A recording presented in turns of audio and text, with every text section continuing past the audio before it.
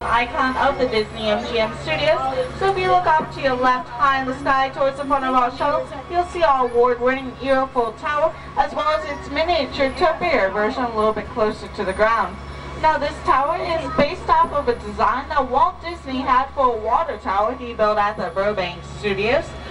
Ours stands a lucky 13 stories tall and is actually capped off with its very own set of Mickey Mouse ears.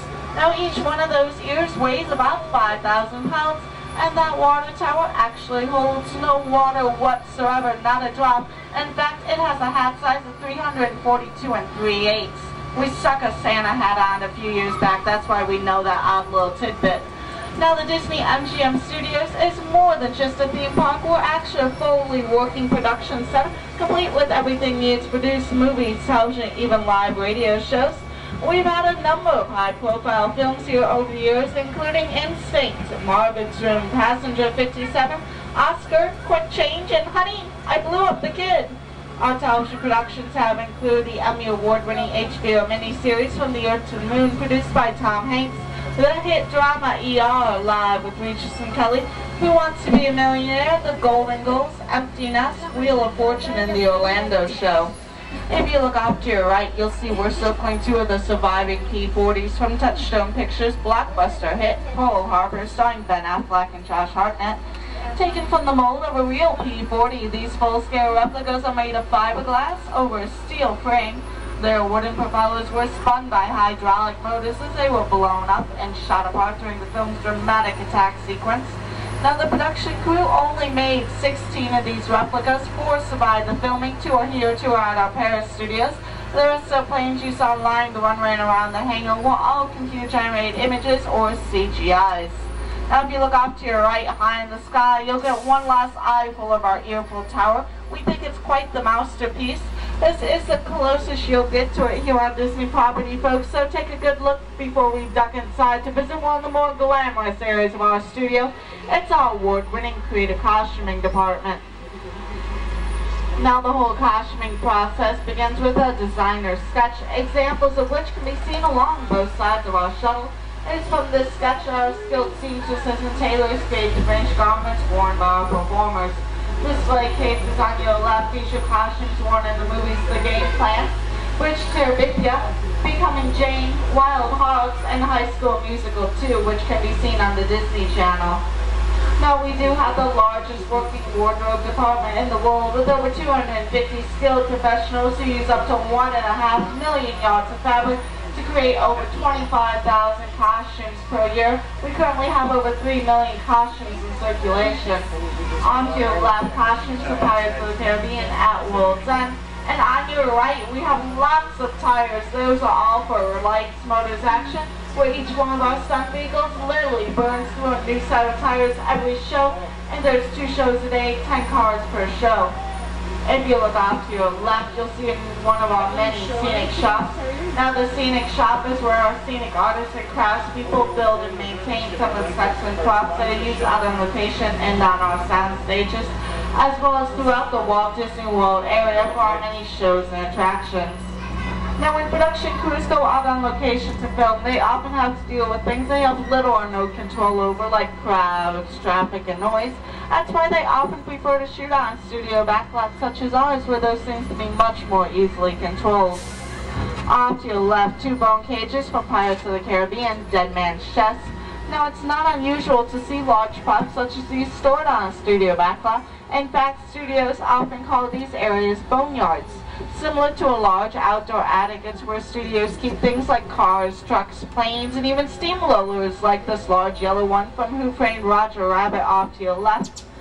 We also have a gondola from the romantic comedy Casanova starring Heath Ledger. Coming up, we have 2 model airplanes. The first one is the Alto from the 2005 suspense thriller Flight Plan. Now it took them about 20 weeks to build that plane, and it actually weighs about as much as a small Volkswagen. Now our second airplane is the Jailbird from the movie Con Air starring Nicolas Cage and John Cusack.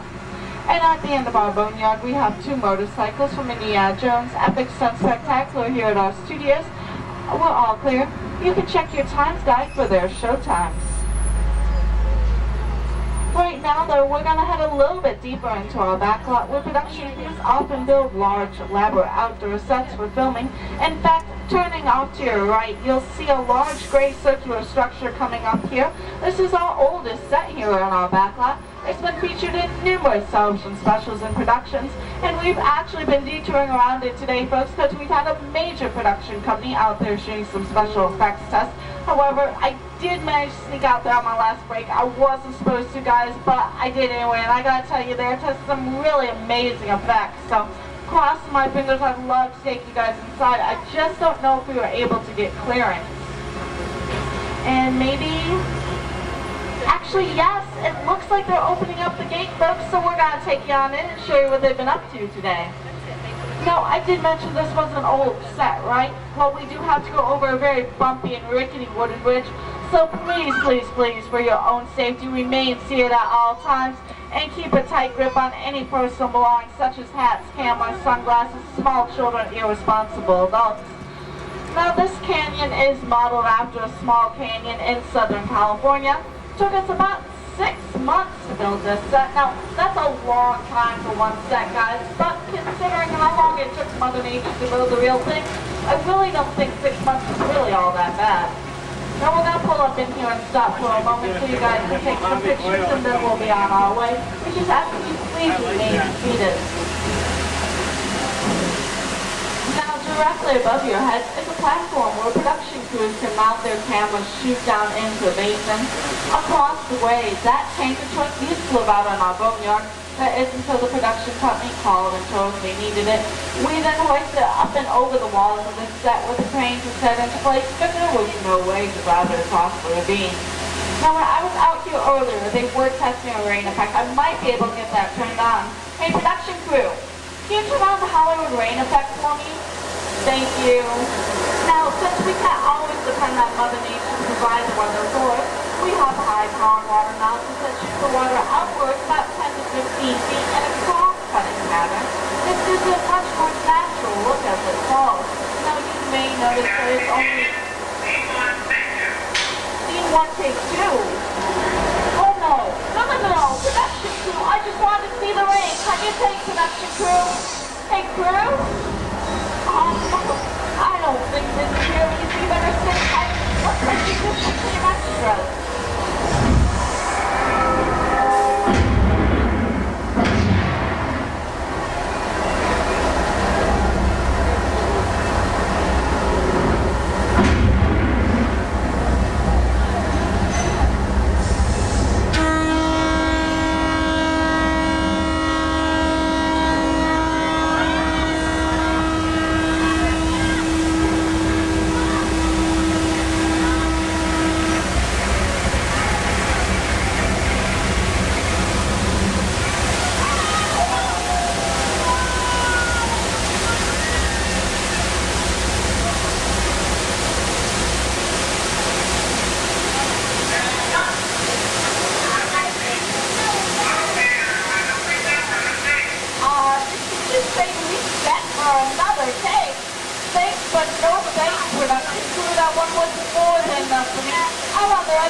But they are resetting that tanker truck, so I say let's get out of here.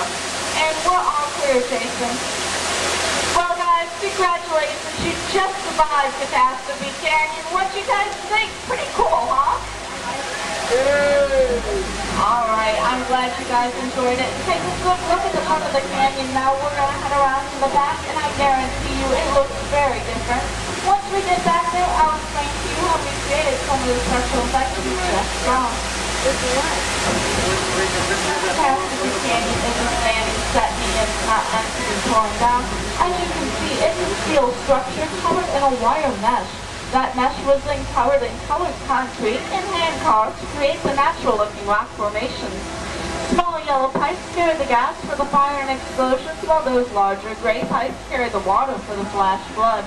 That flood occurred when we opened the gates to 3 large holding tanks, sending more than 70,000 gallons of water towards our shuttle. We added some action to the scene by shooting some of that water through air cannons. Now, these cannons are so powerful that if you took one to New York City and stuck a basketball in, you could shoot that basketball up and over the Empire State Building. That earthquake you felt would have registered a 5.1 on the Richter scale. Catastrophe Canyon was built back in 1989 with the help of a Hollywood special effects group. While it may have seemed like an out-of-control disaster, it was actually a very safe computerized sequence of events that can be reset in only 3.5 minutes, just in time for the next shuttle on a busy day. Now coming up on your right, you'll see a very special airplane. This is known at airports across the country as the 234 Mickey Mouse, although we refer to it affectionately as simply the Mouse here at the studios. This is Walt's private plane that he used to conduct secret scouting missions all over Central Florida to find the perfect location for Walt Disney World.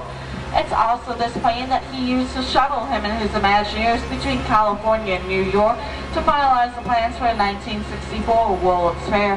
This same World's Fair will introduce audio animatronic attractions such as It's a Small World, Carousel Progress, and Great Moments with Mr. Lincoln, which is now the Hall of Presidents over at the Magic Kingdom. Now, once Walt discovered how popular these audio animatronic attractions were going to be, he actually changed the plans for some of his future attractions, such as Pirates of the Caribbean and Haunted Mansion, which were originally supposed to be walk-through attractions with wax figurines. Off to your right, you'll see we're circling the set for Lights, Motors, Action. It's a French Mediterranean village called Villefranche-sur-Mer. Now, Lights, Motors, Action is a high-octane production that was inspired by a similar attraction at Walt Disney Studios Park in Paris, France. It's a behind-the-scenes look at how we create vehicle action stunts for the movies, and you actually feel like you're right there on the set as our film crew shoots a series of highly orchestrated stunts along with custom-designed vehicles and carefully timed pyrotechnics. The resulting footage is then edited and mixed along with visual and sound effects to create a dramatic action scene. Now, this area off to your right is called Acceleration Alley. Acceleration Alley is where our drivers pick up the speed they need in order to do their stunts. They can reach speeds of up to 55 miles an hour on Acceleration Alley. Now, that may not sound like a lot, but bear in mind Acceleration Alley from front to back is not quite 2 blocks long. Now, coming up on your left, we have another one of our studio boneyards featuring the green missile canisters from Michael Bay's film The Rock. The cattle car and Jeep we used to transport the ape in the movie Mighty Joe Young. That Acme waste disposal truck is from 101 Dalmatians starring Glenn Close and Hugh Laurie. That's Max from Flight of the Navigator. Any Star Wars fans on board today? Oh, well, you guys might recognize that Sand Skip and Snowspeeder from the original Star Wars trilogy. The yellow submersible and aquatic helicopter from the Life Aquatic with Steve Zissou. We got Demolition Derby Herbie from Herbie Fully Loaded, starring Lindsay Lohan and Matt Dillon. That's the Red Presidential Escape Pod from Hitchhiker's Guide to the Galaxy. And there's 2 crypts on the end as well as the one at the beginning of our boneyard, all from the Haunted Mansion, starring Eddie Murphy and Jennifer Tilly. Now, if you look off to your right, you'll see we're still circling around the set for Lights, Motors, Action. Built about 2.5 years ago, it is our largest set here on our backlot, taking up just over 8.5 acres. Now, folks, if you're going to be around later on tonight, you definitely don't want to miss Phantasmic. That stars Mickey Mouse fighting all the villains in his imagination. Will he emerge victorious? Well, you're going to have to go and find out. Phantasmic starts at 8:30 tonight. It's located at the end of Sunset Boulevard next to the Tower of Terror. Once again, that's Phantasmic at 8:30. I recommend that you arrive at least 45 minutes to an hour early to make sure you can get a seat. Now, coming up on your left, I have a great photo opportunity. It looks like the streets of New York City. In actuality, this is an old movie set that Bette Midler used some years ago to shoot a short film called The Lottery. It uses a movie stunt called Forced Perspective. What look like skyscrapers at the end of the street are actually just painted flats. Now, if you look closely at the back of those flats, you'll see the steel structures that keep our backlot standing. These were designed with Florida weather in mind and can withstand hurricane-level winds of up to 100 miles an hour. Now, we are currently approaching the end of our tour and our American Film Institute showcase. Our current exhibit is called Villains, movie characters you'll love to hate. It's a salute to silver screen's bad guys and the films that made them infamous. It is a must-see attraction, folks. The good news is it doesn't lead to another gift shop. This is Disney, after all. It leads to 2 more gift shops. Now, we ask that you please remain seated till our shuttle comes.